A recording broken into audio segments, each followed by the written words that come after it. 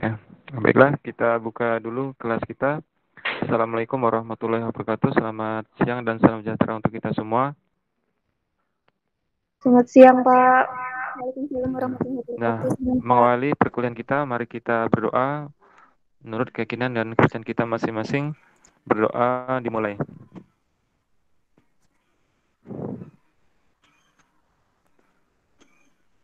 Berdoa selesai. Nah, selanjutnya saya akan menunjuk satu kelompok dan kelompok yang akan tampil pada hari ini dengan tema cooperative learning ya. Itu adalah kelompok keempat ya. Kelompok 4 ada?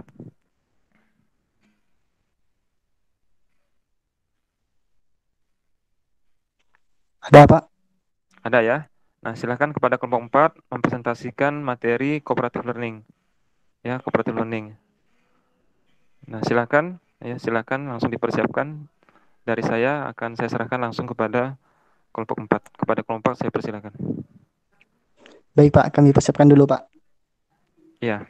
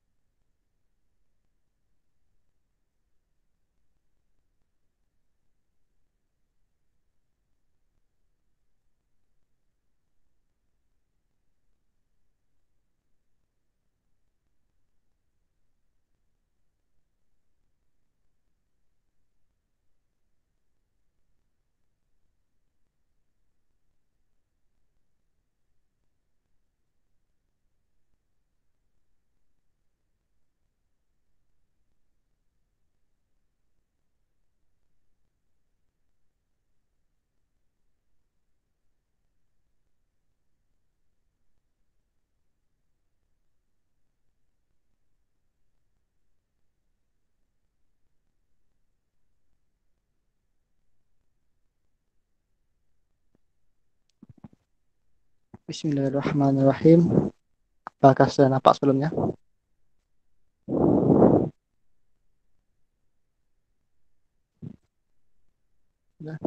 Assalamualaikum warahmatullahi wabarakatuh. Selamat siang untuk kita semua.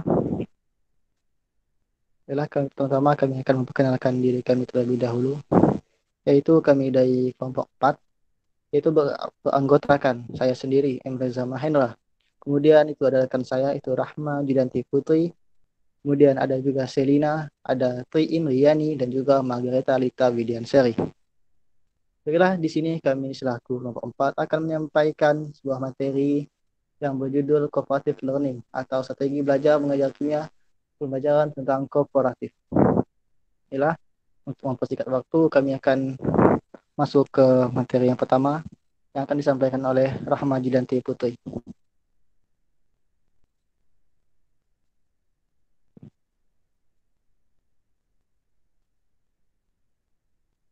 Pada Saudari Rahma dipersilahkan. Baik, terima kasih atas kesempatannya Pak Moderator. Latar belakang cooperative learning adalah proses pembelajaran merupakan hal yang biasa terjadi di dunia pendidikan. Namun, banyak yang harus digarisbawahi untuk keberlangsungan proses belajar mengajar, agar nantinya tujuan pembelajaran tercapai. Hal itu menyebabkan banyaknya metode pembelajaran yang variatif dan efektif. Penerapan metode pembelajaran yang efektif salah satunya ialah metode pembelajaran kooperatif. Metode ini secara garis besar membahas cara pembelajaran dapat berlangsung dengan kooperatif tanpa individual. Yang akan dibahas secara mendalam bagaimana karakteristik suatu mode pembelajaran dan penerapannya, sehingga diharapkan dapat menjadi seorang guru yang profesional.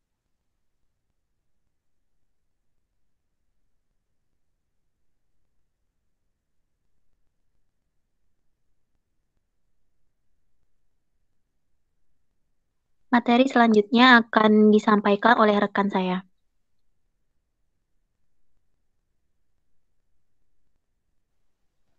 Baik, saya akan melanjutkan definisi dan tahapan.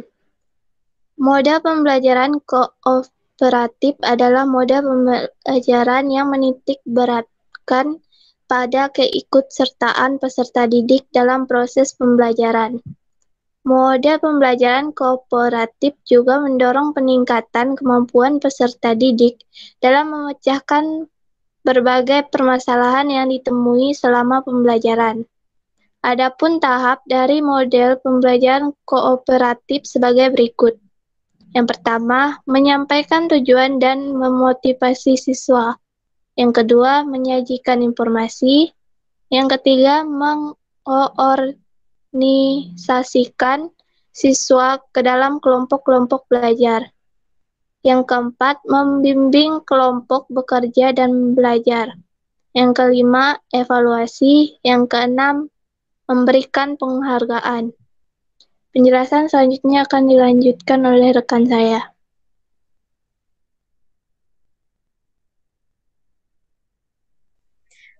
Baiklah, akan saya lanjutkan. Kelebihan. Yang pertama, siswa tidak terlalu tergantung pada guru, akan tetapi dapat menambah kepercayaan, kemampuan berpikir sendiri, dan belajar dari siswa yang lain. Yang kedua, dapat mengembangkan kemampuan mengungkapkan ide atau gagasan dengan kata-kata secara verbal dan membandingkannya dengan ide-ide orang lain. Yang ketiga, membantu siswa untuk respek terhadap orang lain dan menyadari keterbatasannya. Yang keempat, membantu memberdayakan setiap siswa untuk lebih bertanggung jawab dalam belajar.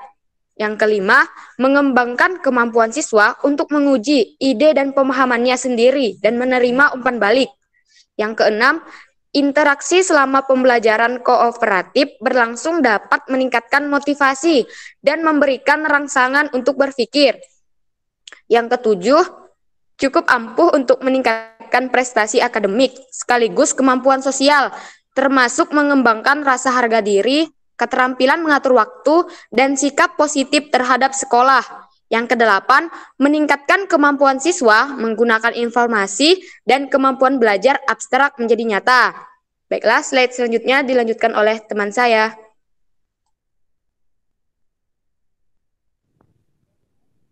Baik, di sini saya akan menjelaskan kekurangannya. Nah, pertama itu untuk memahami dan mengerti filosofis pembelajaran kooperatif butuh waktu yang lama. Untuk siswa yang dianggap memiliki kelebihan, mereka akan merasa terhambat oleh siswa yang dianggap kurang memiliki kemampuan. Kedua, penilaian yang diberikan dalam pembelajaran kooperatif didasarkan pada hasil kerja kelompok, sehingga guru harus menyadari bahwa prestasi yang diharapkan adalah prestasi setiap individu. Yang ketiga, walaupun kemampuan bekerja sama merupakan kemampuan yang sangat penting untuk siswa, akan tetapi banyak aktivitas dalam kehidupan yang hanya didasarkan kepada kemampuan secara individual. Nah, oleh karena itu, selain siswa belajar bekerja bersama, siswa juga harus belajar bagaimana belajar membangun kepercayaan diri.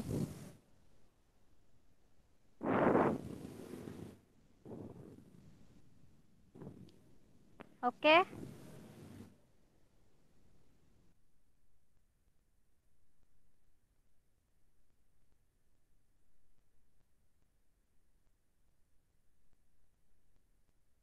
Baik, itulah tadi penyampaian dari kelompok kami.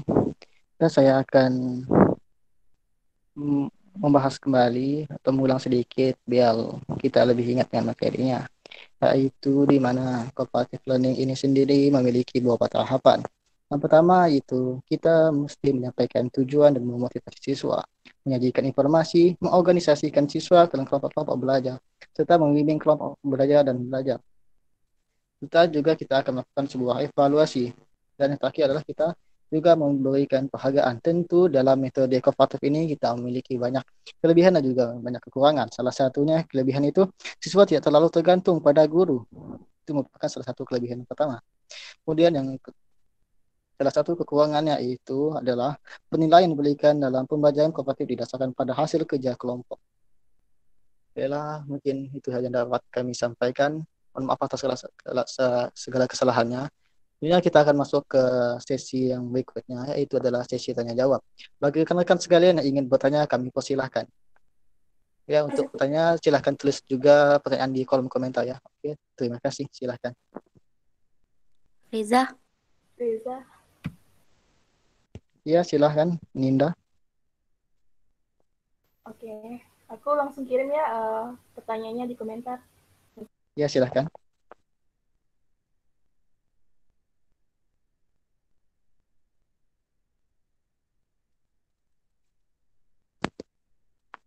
Ya, betul saya sampaikan juga bahwa di sini untuk sesi yang pertama ini kami akan memberikan kesempatan untuk 3 orang penanya. Ya, saudara Ninda, silahkan bacakan pertanyaannya. Saya langsung aja. Bismillahirrahmanirrahim. Assalamualaikum warahmatullahi wabarakatuh. Saya Ninda Ike Puspita dari kelompok 3 ingin bertanya.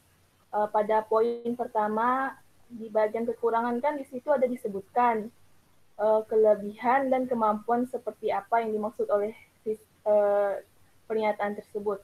Bisa bukan enggak slide yang bagian kekurangan?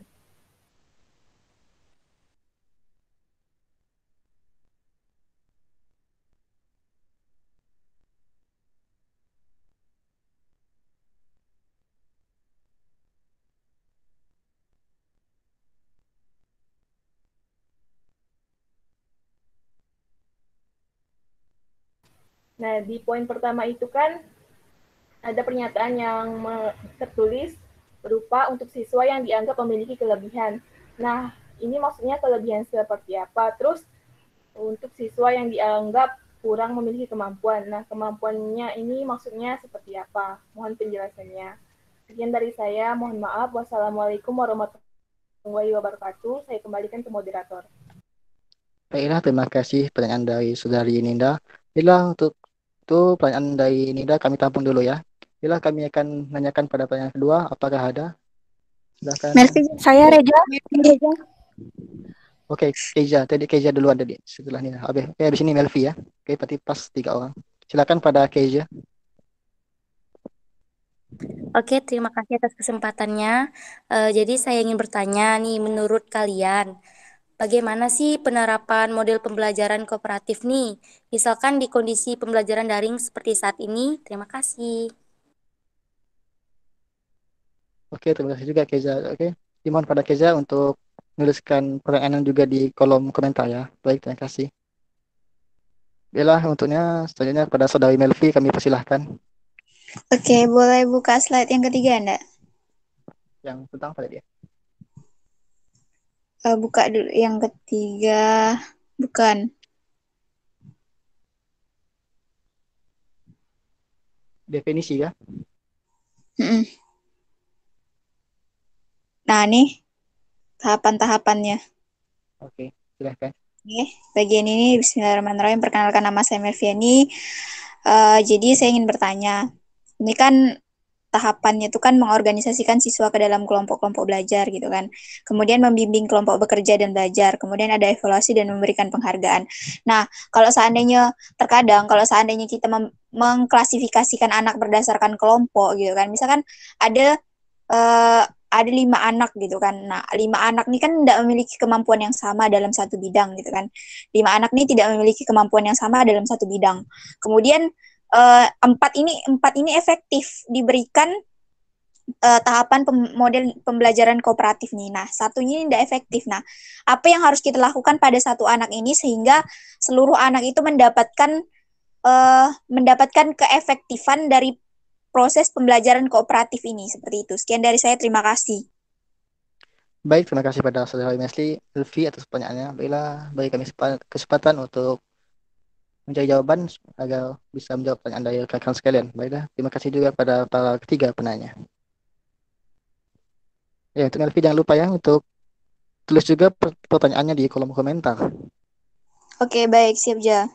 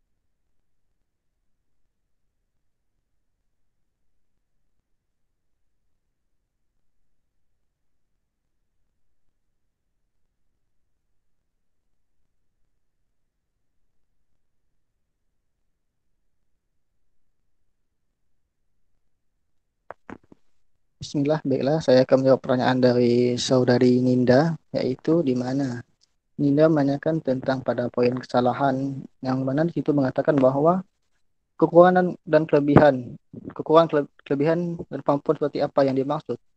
Bila kekurangan dan kelebihan dari kemampuan itu sepertinya contoh daripada pemahaman akademik, yang mana pasti seluruh siswa itu memiliki pemahaman yang tentang akademik yang berbeda-beda. Adanya pemahaman yang kuat dan juga ada pemahaman yang kurang. Di mana di sini adalah cooperative learning, itu pembelajaran secara kooperatif.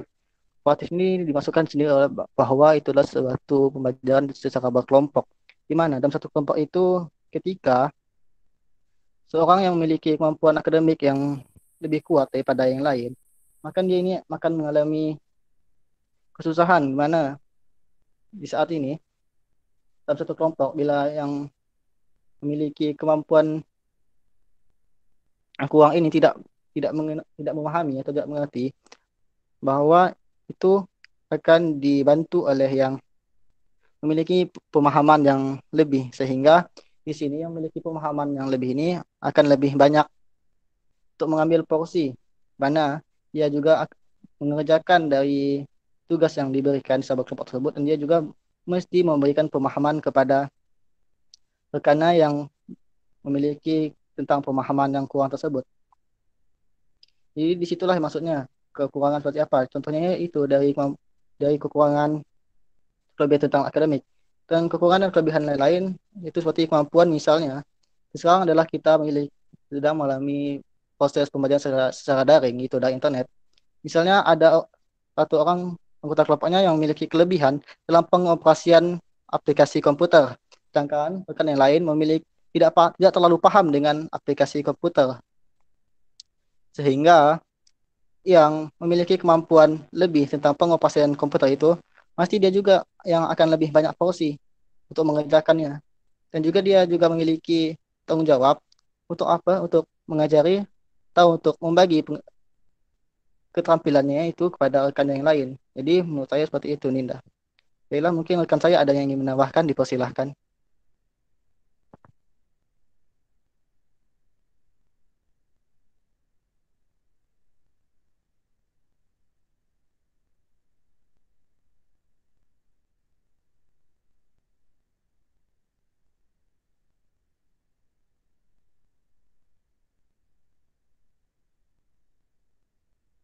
Biarlah jika tidak ada yang ingin menambahkan, saya kembalikan kepada saudari Ninda. Bagaimana, Ninda? Terima kasih Eja atas jawaban dan tanggapannya. Alhamdulillah saya sudah paham. Terima kasih. Saya kembalikan lagi kepada moderator. Baiklah, sama-sama. Dan maaf juga atas segala kekurangannya.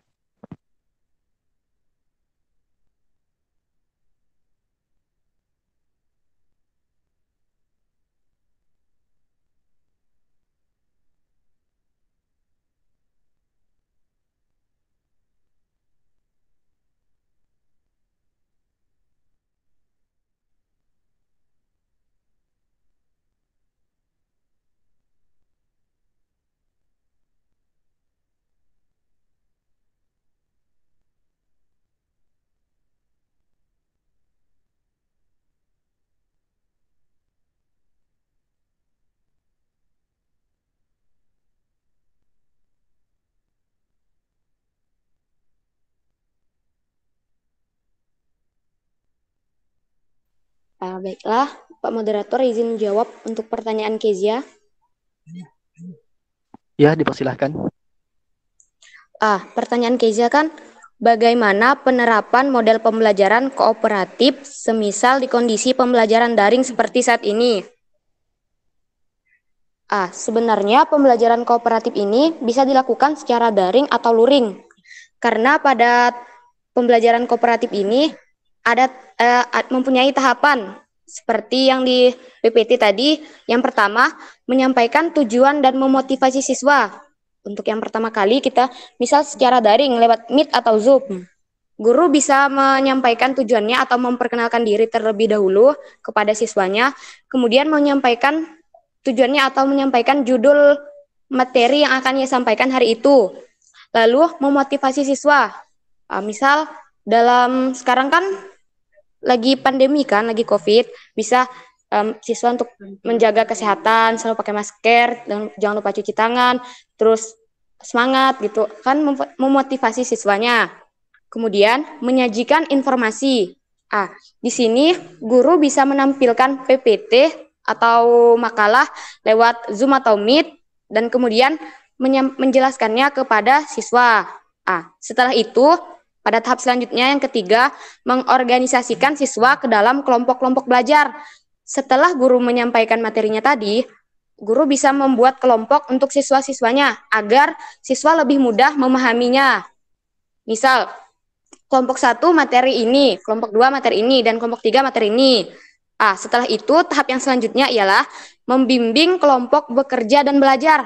Setelah itu, biarkan mereka bekerja dan belajar dulu. Karena kan guru kan sudah menyampaikan materi, sekarang biarkan dulu mereka mengerjakannya dan mereka belajar. Kemudian evaluasi. Dalam evaluasi ini, jika kelompok ini misal kurang tepat atau sudah baik, guru di sini bisa mengevaluasinya. Misal kurang ini atau lebih bagus gini itu. Atau jika ada siswa yang ingin bertanya, boleh bertanya pada evaluasi ini. Kemudian setelah itu memberikan penghargaan. Misal jawabannya atau kelompoknya nih menyampaikan dengan yang benar atau mencari jawaban dengan benar, bisa diapresiasi atau diberi penghargaan. Dan juga jika salah, guru tidak boleh langsung menyalahkannya, tapi lebih membangunnya atau memotivasinya. Sekian dari saya. Mungkin ada teman-teman yang lain ingin menambahkan? Dipersilahkan. Dari Melvi boleh?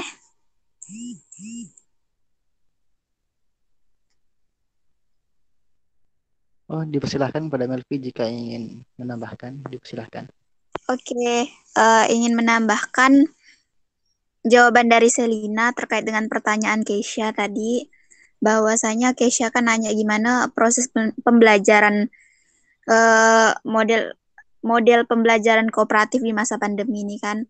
Nah, kalau model pembelajaran kooperatif ini kan juga mendorong peningkatan kemampuan peserta didik dalam memecahkan berbagai permasalahan yang ditemui selama pembelajaran kan. Nah, sebenarnya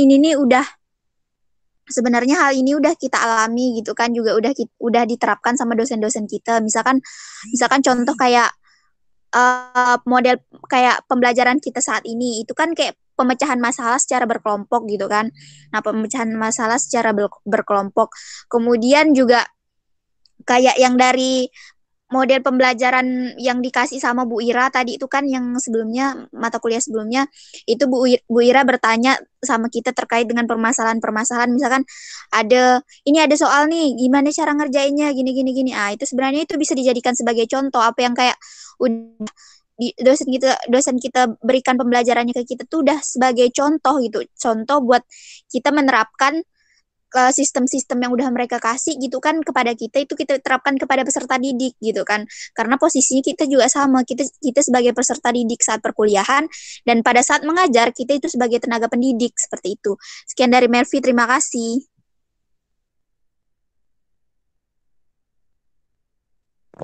Baik, terima kasih pada saudari Melvi yang telah bisa untuk menambahkan.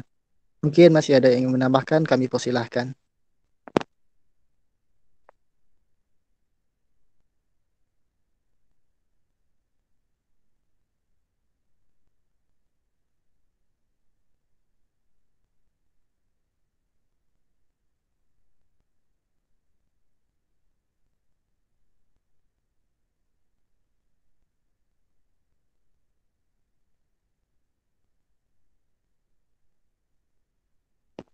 Baiklah, sepertinya tidak ada yang menambahkan. Kami kembalikan pada sang penanya, yaitu Saudari Keja, bagaimana? Oke, terima kasih ya atas jawabannya dari Selina sama Melvi. Udah cukup jelas sama penjelasannya. Terima kasih. Baik, sama-sama Keja, dan maaf juga ya atas segala kekurangannya.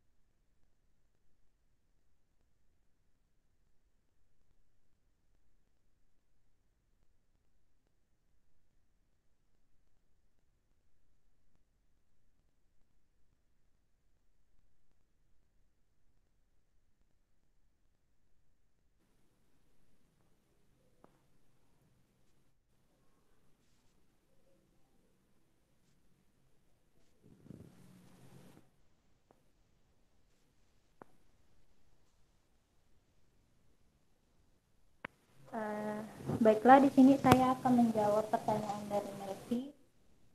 Melvi kan bertanya, bagaimana cara memberikan keefektifan model pembelajaran kooperatif pada seluruh siswa jika di dalam kelompok? Sedangkan di dalam kelompok itu kan tidak semua siswa tuh memiliki kemampuan yang sama. Ada yang memiliki kemampuan yang lebih, ada yang kurang. Nah, caranya tuh Ini ya gimana? suaranya dibesarin dikit enggak? Oh iya bentar. Udah nyaring belum? Kalau ini udah. Oke. Bagaimana cara memberikan keefektifan model pembelajaran kooperatif pada seluruh siswa jika di dalam kelompok, sedangkan kita ketahui kan kalau di dalam kelompok tuh tidak semua orang memiliki kemampuan yang sama. Nah, bisa dengan cara kita tuh melakukan pengajaran mengarahkan kepada siswa tuh melakukan pengajaran sebaya. Nah, kebanyakan dari siswa tuh kan itu lebih memahami apa yang dikatakan kawannya, karena tuh bahasanya tuh mudah dipahami, jadi mereka tuh mudah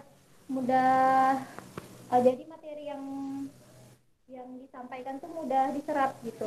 Terus biasanya tuh siswa malu bertanya sama guru, jadi tuh mereka tuh lebih banyak bertanya sama yang lebih paham, sehingga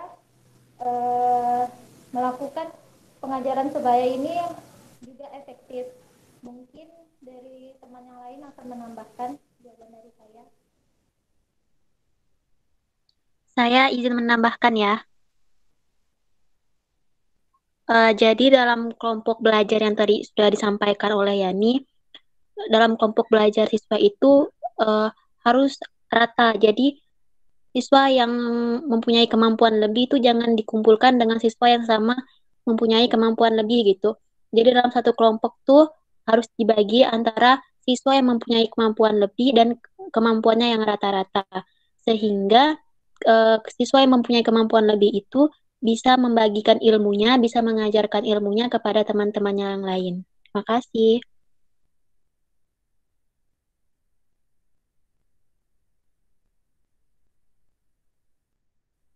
Silakan kepada yang ingin menambahkan.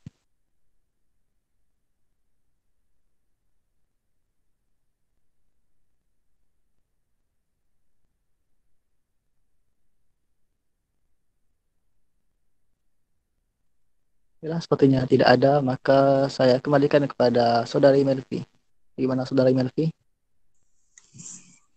Oke, Melvi udah paham dari penjelasan Rahma sama Yani tadi bahwasanya kayak penjelasan dari Rahma kan itu tuh kayak menggunakan tutor sebaya ya, karena terkadang tuh kebanyakan siswa itu lebih paham bahasa-bahasa dari temannya daripada bahasa dari gurunya gitu. Dari Rahma juga tadi misalkan siswa yang memiliki kemampuan lebih itu tidak harus dikelompokkan kepada siswa yang memiliki kemampuan lebih juga, tapi juga bisa dikelompokkan sama siswa yang memiliki kemampuan di bawah rata-rata, sehingga nanti siswa yang memiliki kemampuan lebih itu dapat mengajari temannya gitu. Sekian. Oke, terima kasih untuk Rahma sama Yani. Sekian, terima kasih.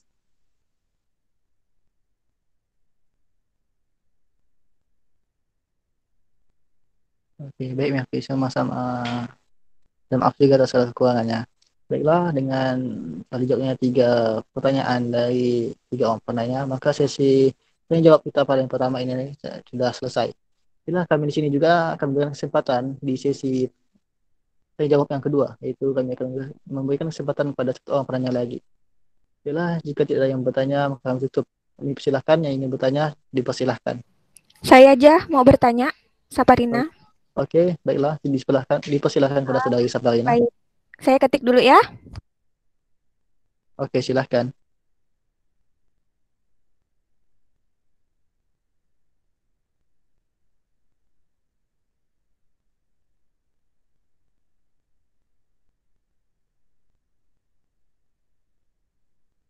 Oke, baik. Terima kasih atas kesempatannya. Nah, di sini saya ingin bertanya bahwa di dalam pembelajaran kooperatif learning terdapat kelemahan yaitu guru sulit untuk mengevaluasi dan memberikan penilaian individu.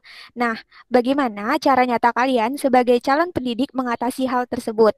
Nah, kan yang mana kita tahu kan kalau misalnya udah dibagikan kelompok gitu, namun guru tuh sulit untuk memberikan penilaiannya. Nah, bagaimana sih cara kalian sebagai calon pendidik mengatasi hal tersebut? Contoh nyatanya bagaimana? Terima kasih. Baiklah, terima kasih pada saudari Saparina Rahma. Baiklah, di sini saya akan coba langsung menjawabnya. Di mana di sini saudari Saparina bertanya tentang bagaimana sih pemberian nilainya secara individu kepada para siswa yang telah diberikan secara berkelompok. Nah, baiklah. Di sini dengan berkelompok otomatis nilai mereka juga nilai dari hasil kerja kelompok mereka. Nah, di sini salah satu caranya yaitu guru bisa menunjukkan dengan cara mengambil penilaian dari hasil presentasi mereka, yaitu guru memberikan tugas tambahan yaitu pada siswa untuk mempresentasikan dari apa yang telah mereka lakukan.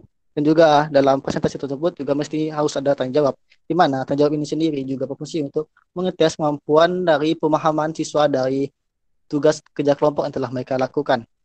Maka dengan itu, guru sudah dapat menilai kemampuan individu yang didapat oleh siswa dari hasil kerja kelompok tersebut.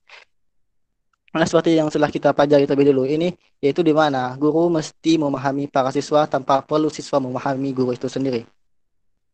Nah, disinilah pentingnya dari kita sebagai suatu kelompok itu harus mempresentasikan apa yang telah kita dapati dari hasil kerja kelompok tersebut, sehingga guru juga bisa memberikan penilaian secara individu terhadap setiap siswa yang dalam satu kelompok tersebut yang telah mempresentasikan sebagai bukti bahwa mereka telah menguasai atau memahami materi apa yang telah mereka diskusikan atau telah mereka kerjasama untuk memahami dari materi tersebut. Mungkin sekian. Ingin menambahkan, Kak, saya persilahkan. Saya Ya. Oke, Rita aja. Oke, saudari Margarita dipersilahkan. Izin menambahkan, jadi untuk seorang guru itu bisa melakukan penilaian individu di dalam kelompok. Jadi pada saat presentasi kan ada saatnya individu itu menjelaskan. Jadi guru itu bisa melihat bagaimana siswa itu menjelaskan. Dari situ dia bisa melakukan penilaian individu dan saat pada sesi tanya jawab juga dia bisa melakukan penilaian individu. Dan contohnya bagaimana siswa itu menjawab pertanyaan dari temannya. Sekian dari saya, terima kasih. Baiklah, terima kasih kembali. Saya juga tadi melihat bahwa saudari Melvi ingin menambahkan, maka saya persilahkan kepada saudari Melvi. Oke, baik. Terima kasih atas kesempatannya, Saudara M. Reza Mahendra. Jadi, berdasarkan tadi itu kan juga sudah disampaikan sama teman-teman yang lain kan.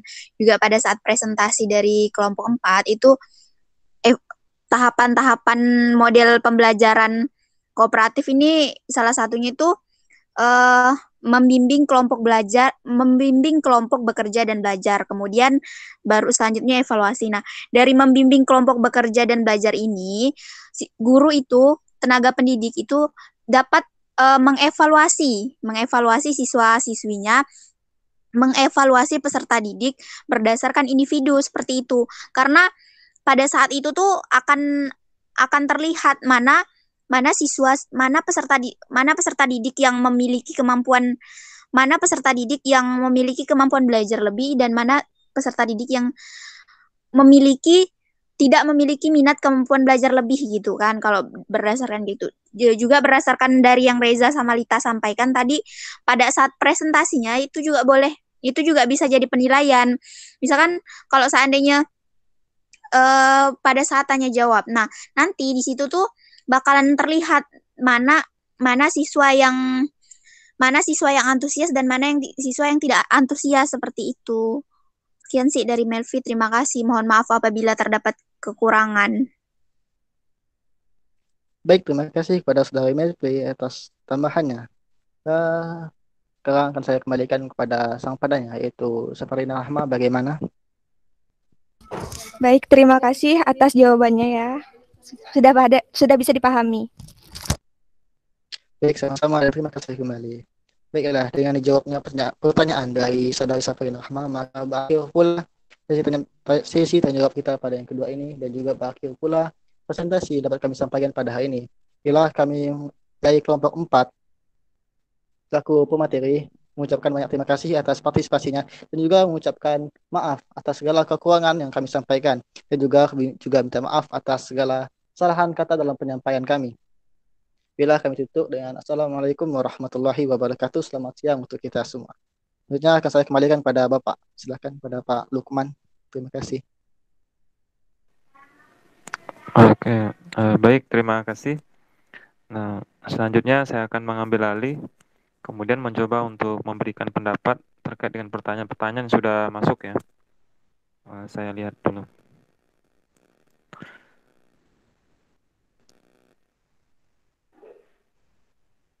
Oke ya, saya mulai dari pertanyaannya Keza. Nah, menurut kalian bagaimana penerapan model pembelajaran kooperatif di kondisi pembelajaran daring seperti saat ini? Nah, ini adalah pertanyaan yang menarik ya. Nah, jadi kalau menurut pendapat saya itu bisa saja ya. Jadi walaupun kita belajarnya secara online atau daring, maka kooperatif itu tetap saja bisa kita lakukan ya. Semisal sekarang ini kan banyak sekali di antara kita yang memang bekerja tanpa harus bertemu. Nah, dan pekerjaan itu terkait dengan kelompok. Nah, itu bisa saja terjadi. Nah, kemudian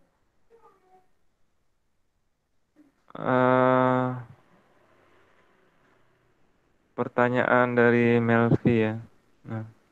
Nah, bagaimana yang pertama, bagaimana cara memberikan keefektifan model pembelajaran kooperatif pada seluruh siswa jika di kelompok, sedangkan kita ketahui tidak semua siswa memiliki kemampuan yang sama dalam memahami.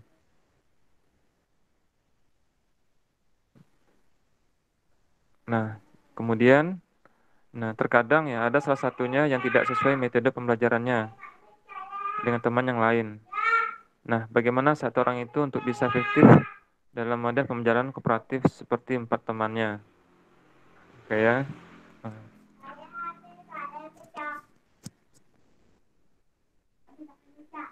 Nah, mungkin untuk menjawabnya ini saya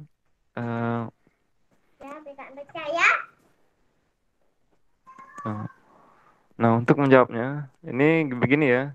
Jadi memang secara teori itu memang untuk pembelajaran kooperatif ini anggota kelompok itu harus berbeda kemampuannya. Nah, supaya nanti muncul kebergantungan positif ya. Muncul saling kebergantungan gitu.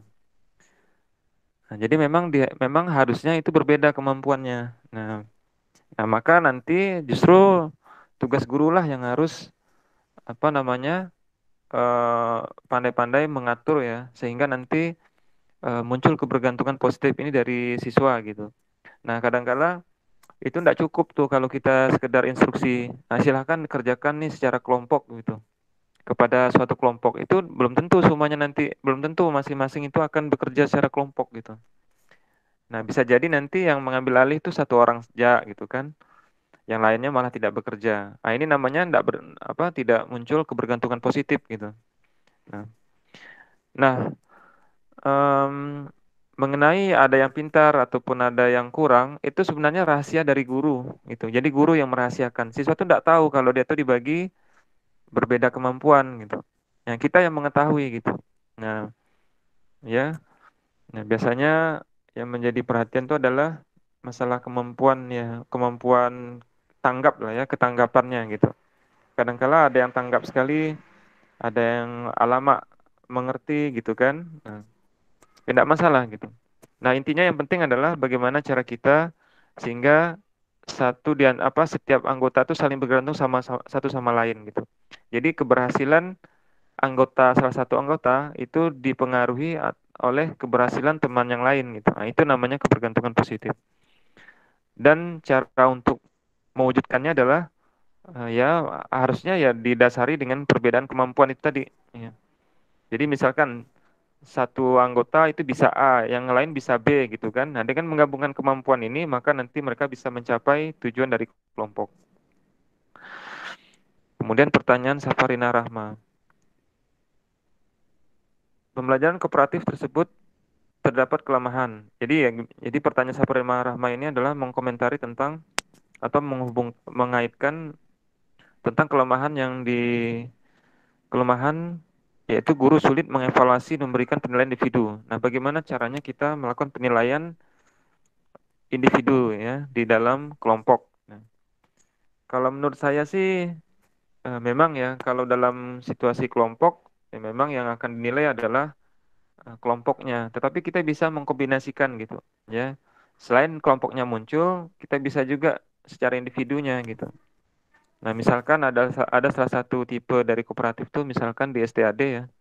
Nah, ini dalam satu tahapan dari model tersebut dalam tipe STAD ini siswa nih secara periodik itu diberikan tes gitu ya.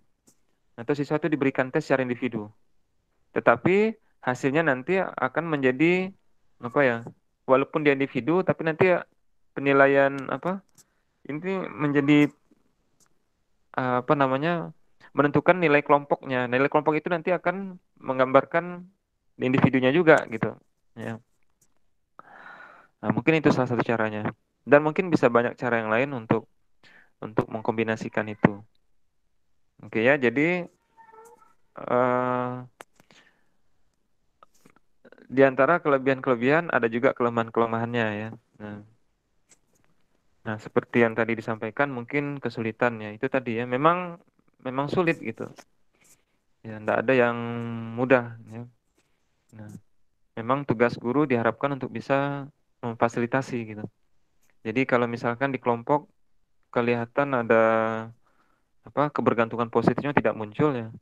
Artinya mungkin ada tanggung jawab dari kelompok itu diambil oleh sebagian anggota, maka tugas dari guru adalah untuk mencoba untuk melibatkan yang tidak terlibat dalam diskusi kelompok itu untuk mau terlibat. Nah, caranya dengan ya banyak cara ya, misalkan dengan memberikan dia tugas-tugas tertentu yang membantu kelompok tersebut untuk membagi tugas supaya seimbang. Nah, itu bisa juga demikian. Nah, ya mudah-mudahan tidak terlalu timpang gitu ya. Nah, memang tantangan kita kalau kelompok ya itu gitu. Nah, itu sudah bukan lagi memang itulah ya tantangannya kalau ingin menerapkan pembelajaran kelompok gitu. Oke ya, jadi untuk pembelajaran kelompok ini dia tidak menyinggung apakah pembelajaran ini konsep itu secara langsung ataukah tidak ya. Nah, kan kita sudah dapat dengan ini kan berarti sudah dua konsep ya. Direct instruction dengan cooperative learning. Nah, jadi dalam direct instruction ini pembelajaran kooperatif itu juga bisa dilakukan.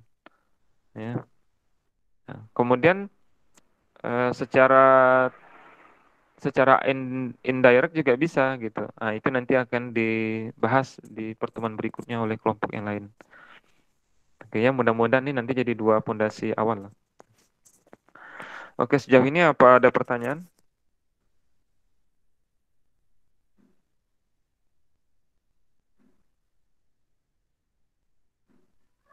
Oke ya. Nah, kemudian saya juga mau menambahkan nih sambil.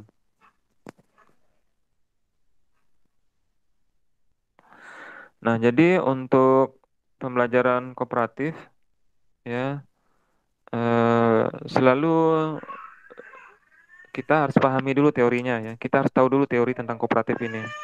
Baru kita bisa mengambil pelajaran atau bagaimana cara menerapkannya. Nah, kalau kita tidak tahu teorinya, kita tidak akan bisa menerapkannya dengan benar. Nah, jadi ini masih bagian yang mendasar ya, masih umum sekali yang kita bahas, belum mendetail ke tipe-tipenya. Nah, mudah-mudahan nanti di lain waktu kita bisa bahas lagi detail-detail dari cooperative learning. Oke ya, kalau sudah tidak ada lagi pertanyaan, ini bisa segera kita tutup dan kita selesaikan. Cukup ya? Iya, Pak. Iya, Pak. Oke, kalau sudah cukup kita tutup perkuliahan kita. Nah, kita lanjut lagi di minggu depan ya. Assalamualaikum warahmatullahi wabarakatuh. Selamat sore dan salam sejahtera untuk kita semua. Waalaikumsalam Waalaikumsalam warahmatullahi warahmatullahi wabarakatuh, Pak. wabarakatuh. Makasih, Pak. Selamat siang juga, Terima Pak. kasih, Pak. Terima kasih, Pak. Makasih, Pak. Nah, bagi yang ingin keluar dari room dipersilakan. Izin keluar ya, Pak.